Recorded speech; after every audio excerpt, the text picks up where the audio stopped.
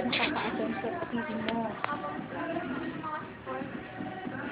Ano yung nararamdaman mo dati nung hindi ka pa na-ooperahan? Tapos ngayon na-operahan ka na, ano yung pagkakaiba?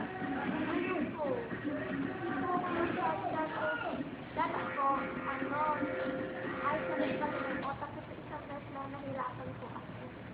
Kailan nalaman na meron kang sakit sa puso? Bago mag-years old ko. Bago mag 3 years old ka? Tapos ngayon na-operahan ka na, ano yung pakiramdam mo na, ano yung plano mo na magagawa mo pa? Nakakapaglaro ko.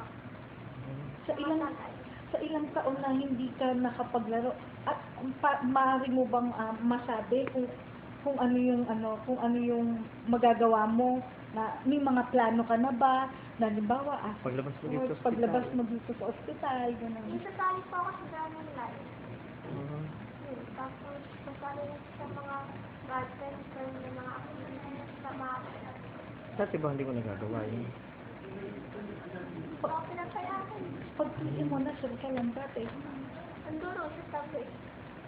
Mhm. Anong grade ka na ngayon? Sabi